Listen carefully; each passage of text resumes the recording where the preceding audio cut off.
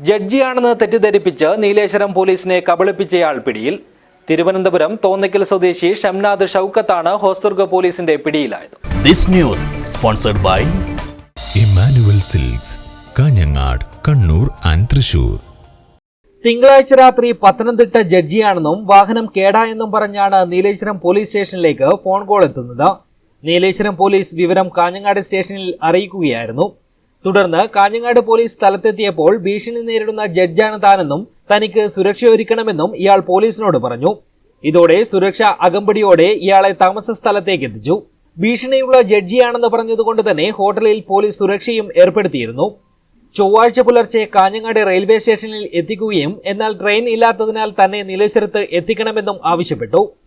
ഇതോടെ സംശയം തോന്നിയ പോലീസ് ഷൗക്കത്തിനെ സ്റ്റേഷനിൽ എത്തിക്കുകയും ID കാർഡ് കാണിക്കാൻ ആവശ്യപ്പെടുകയുമായിരുന്നു.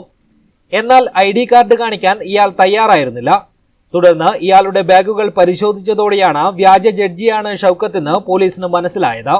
സബ് കളക്ടർ ചമഞ്ഞാണ് ഇയാൾ ഹോട്ടലിൽ മുറിയെടുത്തതെന്നും അവിടെ പണം നൽകിയിട്ടില്ലെന്നും ഇയാൾക്കെതിരെ 10ഓളം കേസുകളുള്ളതായും പിന്നീട് നടത്തിയ അന്വേഷണത്തിൽ പോലീസ് കണ്ടെത്തി. ഒരു പരാതി വന്ന പോലീസ് അന്വേഷണത്തിൽ ഷംനാദ് എന്ന് പറയുന്നയാൾ സബ് കളക്ടറോ അല്ല എന്നും ഈ അബ്ദുള്ള പറഞ്ഞത് സബ് ജഡ്ജ് എന്നാണ്, സബ് ജഡ്ജ് അല്ല എന്ന് പറഞ്ഞു. പോലീസിൻ്റെ അടുത്താണെങ്കിൽ ഇയാൾ മജിസ്ട്രേറ്റ് ആണെന്ന് പറഞ്ഞു.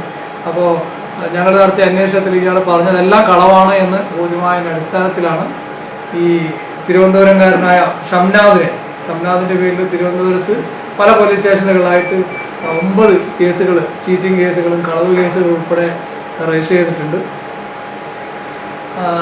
അങ്ങനെയാണ് ഇതിലെ ഈ ഷംനാദിനെ ഇന്നലെ അറസ്റ്റ് ചെയ്യുന്നതും. ഷംനാദിൻ്റെ പേരിലും ഈ ഷംനാദിനെ ഇങ്ങനെ പോലീസ് ഓഫീസറാണ് അല്ലെങ്കിൽ സബ് കളക്ടറാണ് എന്നൊക്കെ പറഞ്ഞ് പരിചയപ്പെടുത്തിയതിൻ്റെ പേരിൽ ഈ അബ്ദുള്ളക്കെതിരെയും പോലീസ് കേസെടുത്തിട്ടുണ്ട്. കബളിപ്പിക്കൽ, ആയുധം ഉപയോഗിച്ച് ഭീഷണിപ്പെടുത്തൽ തുടങ്ങിയ വകുപ്പുകൾ ചേർത്ത് ഇയാൾക്കെതിരെ കേസെടുത്തിട്ടുണ്ട്.